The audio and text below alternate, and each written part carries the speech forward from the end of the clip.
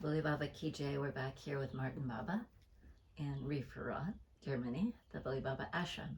So, Martin Baba, now you've told us about coming to Babaji.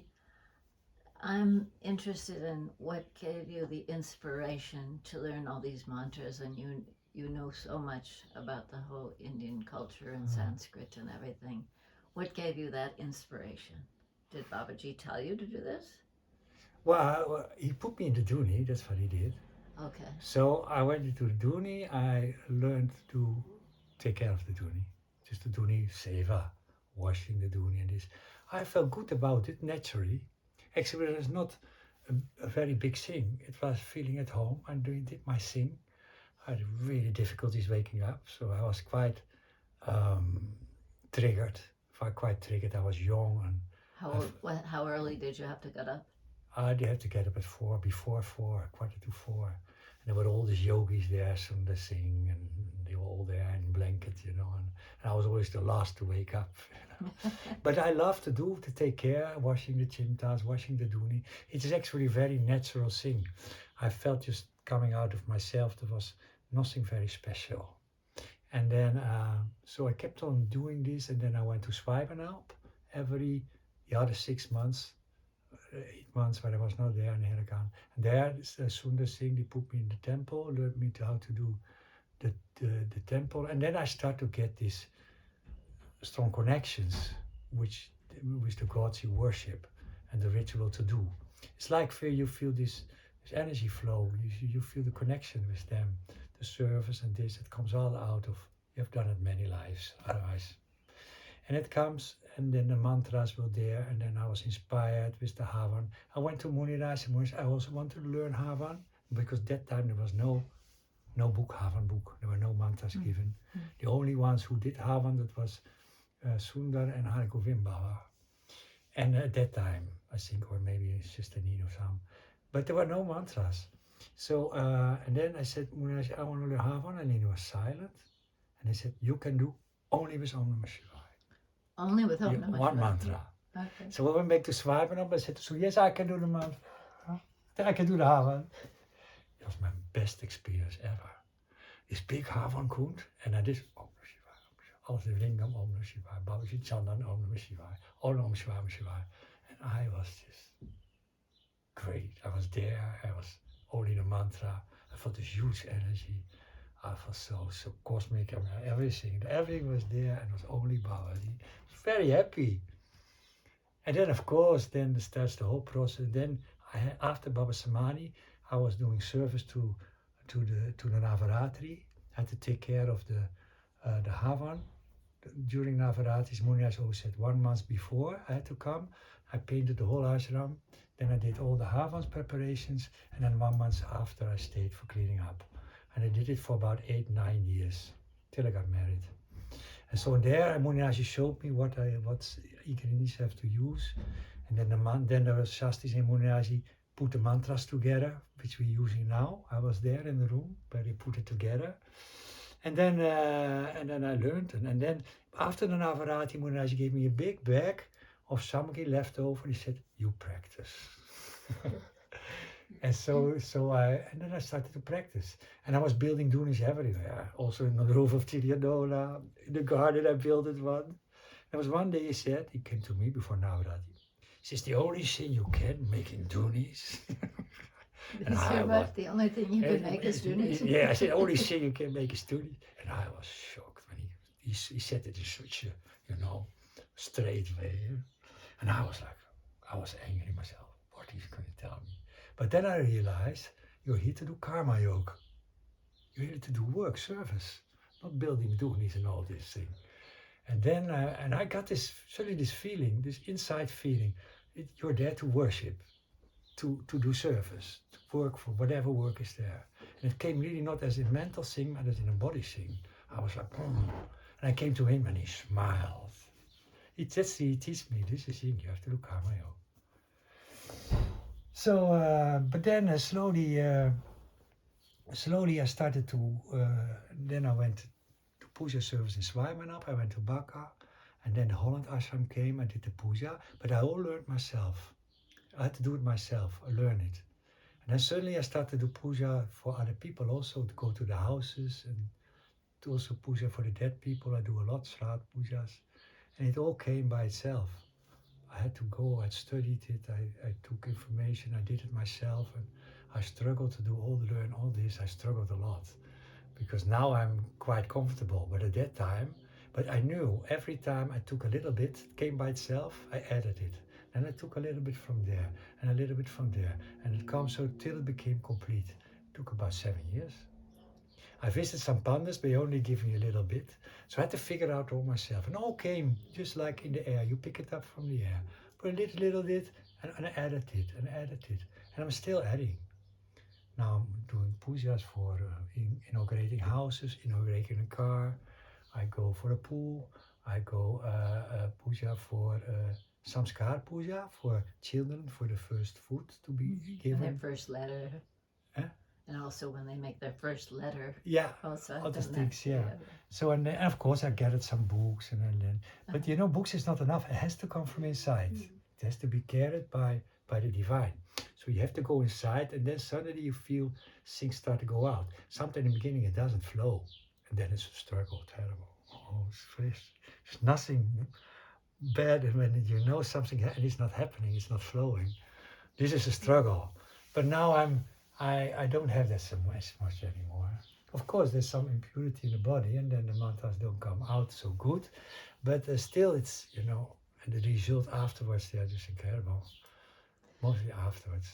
So you mentioned coming to Baka, which is, of course, the ashram in Crestone, where I live, American Universal Ashram.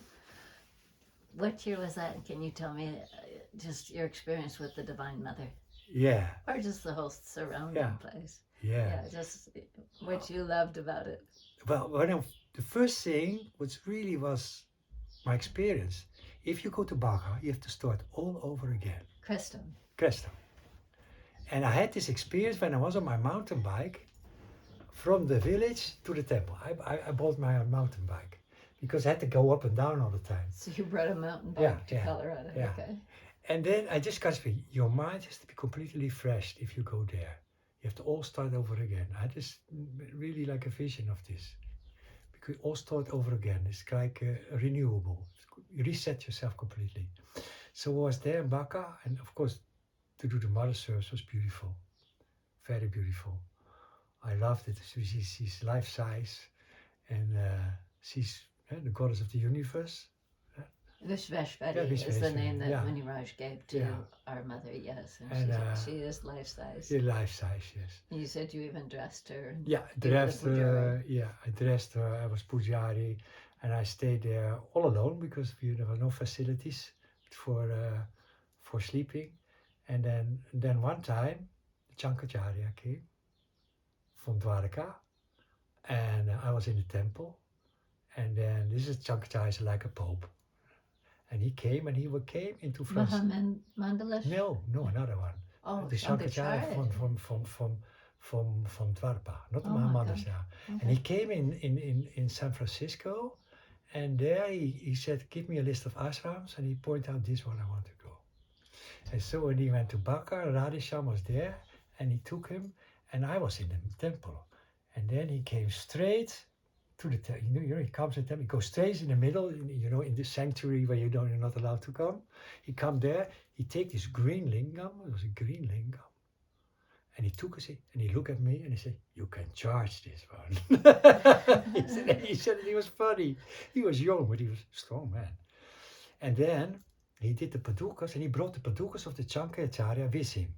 And officially was not allowed to take the padukas from the Chankacharya out of India, but he was a naughty Chankacharya. So he brought the padukas out.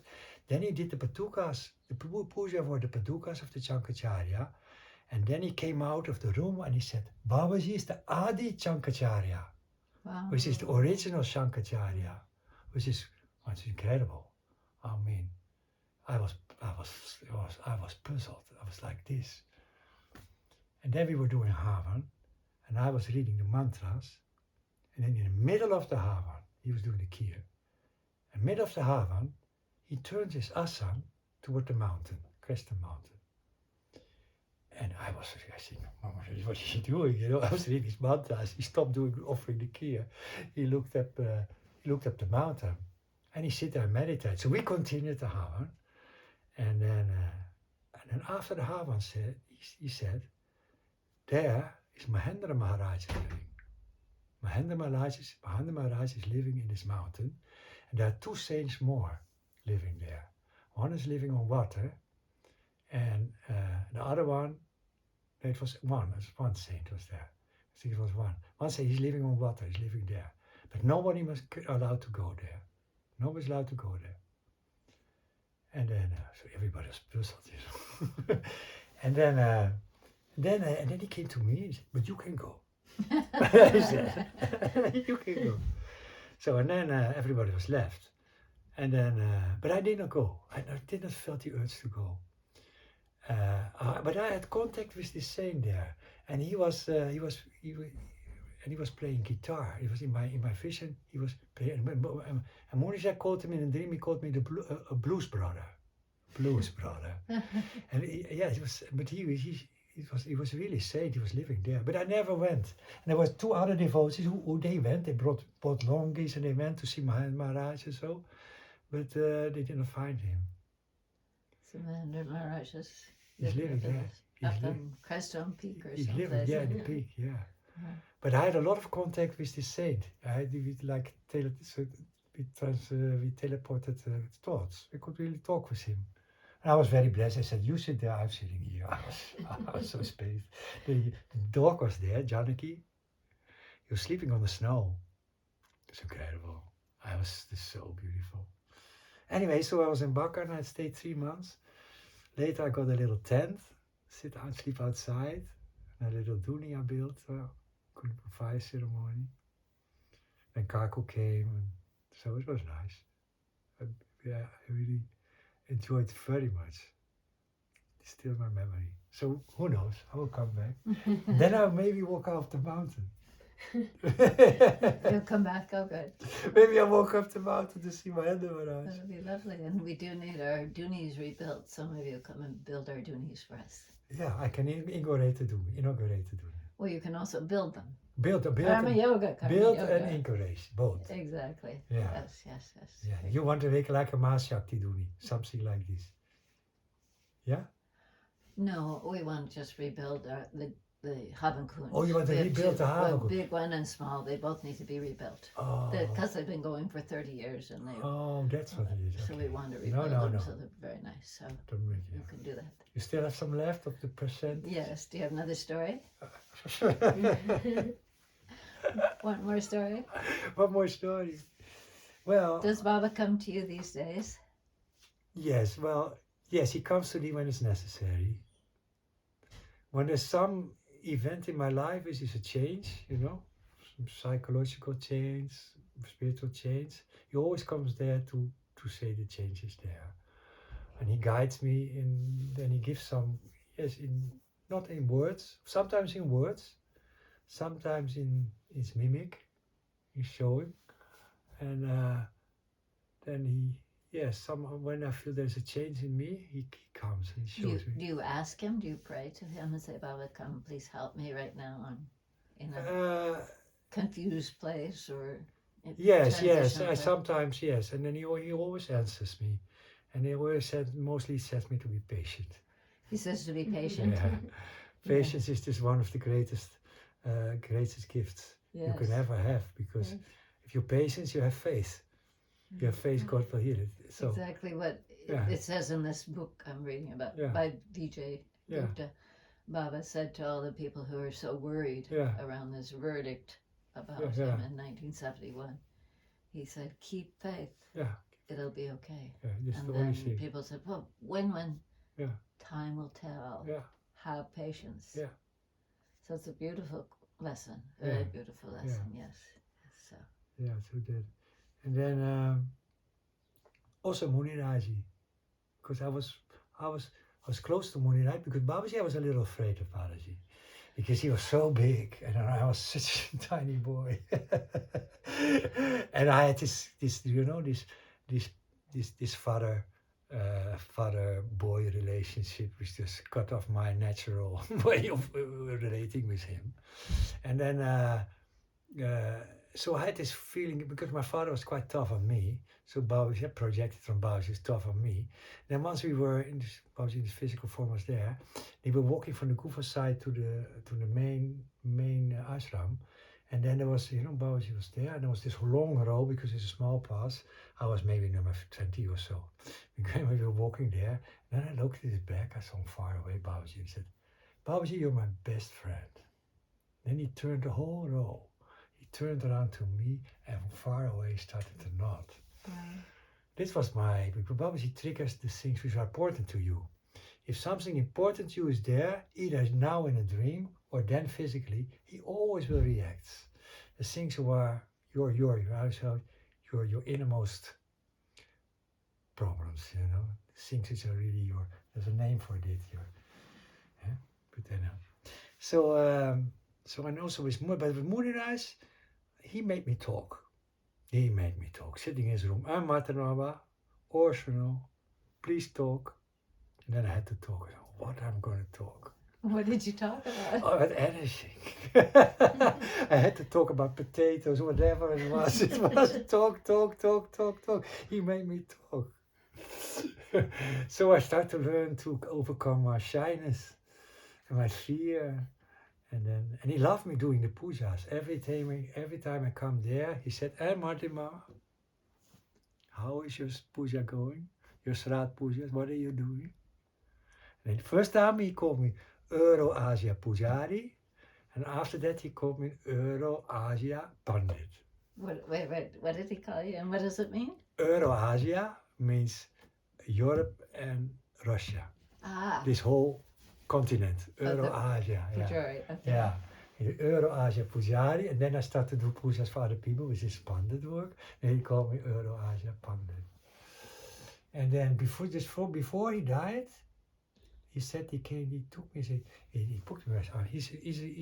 Puniraj is somebody of little words, and his power is behind his words, what he says. And then he took me by the hands and he said, "Puja very good." And he said, "Sraad Puja," which is for the deceased, very, very good. And then he smiled like this. That's what he said. This is the last words he said to me, and it always stays with me. Whenever I go, this is his, and he gives his blessing through this. It's always his blessing. But I will, that's a little bit story this morning. And then I had one. Is there still time? Yeah. Okay. One time because, but it's the boys in India, in the Vedic culture, they get the Janeo. Sacred thread. Sacred thread, you get it. It's an initiation, 112 years out. It depends on the caste. So one time I was from Chilianola and I was so fed up. There were only Germans and it was really boring and I was very... I have nothing against Germany, but it was so boring. You mean you were living in Chile? Yeah, I was living after Navaratri. And everybody was being very strict. Yeah, and I was so bored and I left. I said, I'm going. I went down to Dalwani, went stayed to Moederhuis, then Moederhuis looked at me, so I say, I'm going. Huh? He said, and he smiled. You buy 2 tickets, we go here again. I bought those tickets I bought. We went to the dam side that time, and he make his back connected with my back. He put it on my shoulder because we're going through the rivers, and then he started to walk. And of course, there was somebody who guides us through the river. So we're walking, all this time, it takes hours. And I see on the back of Moederhuis and walking behind him. And then there was suddenly in the middle there somewhere, there came a snake, and he was just in between us, a black snake. And I said, oh, something's gonna happen. When snakes come, and you're with the guru, then something happens. This is Shiva sign. And then suddenly when you're almost on Herakan, there's a point where where the river goes, takes a curve, then suddenly for the first time you see the Kailash. And then when the first time you see the Kailash, Moederhuis stopped, he grabs his hand into and take a pebble, big stone. And then he takes up the stone and he starts to smile. And then he gives me the stone. And he look at the stone and it's exactly the form of the Kailash. And I take this stone and I remember, because I have it in the left hand, and I saw a beam of light come from the Mount Kailash, come into my shoulder, in my arm, in the stone. So the whole presence of Kailash came into the stone. And then I walk with him, and we go to the Dooni, where's the Dooni, we go down in the river, and he said, Martin, now you take Bas. I took Bas, and then he gave me the Janeo. The next day, we went back to Haldwani, and it was on the full moon, October, November, which is called Kartik Snan. Kartik Snan is very famous for having a Janeo. And then the next day we went to Haldwani back, and then he sent me back to Chilenola. I went to Chilenola and stayed much more happy. This was my very beautiful. So now you wear your Janeo all the time? All the time. And how often do you change? I change it on every festivity. Okay. I change it, and sometimes also on the full moon. Gotcha. But then first you have to take a new one, and then you have to take the old one out. So you have to be never a second without. And you wrap it around your ear or something when you take your bath? Yeah, no, when you take toilet, when you go toilet. Uh-huh. It's only when you toilet you wrap it out your ear. I see. Because the apana is an energy go down and you stay up. Because you put it out your ear. There are nadis in the ear. I don't know so much about this sacred thread. No, because it's a man's thing. Yeah. But because women don't need it. Because they have 8 times more energy than men. So they don't need it. But men need it for protection. If you want to do Havan, they need the protection of the Janeo. But women don't need it. Because they have so much energy. Because they have to bearing children. You know, they need it. So the Janeo is mostly about protection, or what else is it? No, about? it's also the initiation into the Vedas and the Gayatri. Right. To do with Gayatri. So why does our Divine Mother have a Janeo? That's one of the things we offer to her. Because she's Brahmacharini. She's the one who celebrates.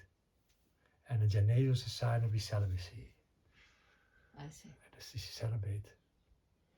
Brahmacharini. I always wondered why she had one as well. Yeah, because she's a celibate.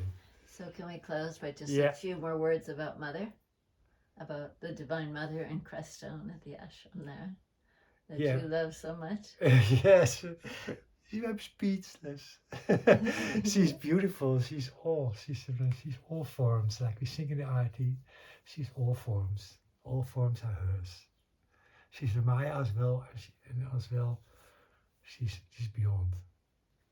And the most thing is that she loves us equally and without discrimination. She loves you as much as me, as just children or the sinner or anybody else. She loves everybody. And so I'm always speechless because we're lucky to have such a generous mother. We're so lucky. So lucky. And how we got her, I asked Raj, I said, how did we get the Divine Mother in our temple? She's life-size, made of marble from Jaipur, beautiful. And I said, who decided to send her, Raj? And he said, I don't understand your words, Ramloti. Yes. So I stopped talking, and in a few minutes he said, no one decided. Mother decided. Yeah. So... We cannot obviously understand. America needs a mother like that, and people come from all over America for her darshan. So, and all over the world. That's why he named the ashram the Hedikari Universal Ashram. He said, I asked him that. He said, because people come here from all around the world. So beautiful. Yeah. Such a blessing. Sitting in our lap. Bhole Baba ki jai. Harakandashvari Mata ki jai. Vishveshwari Mata ki jai. Bhole Baba ki jai.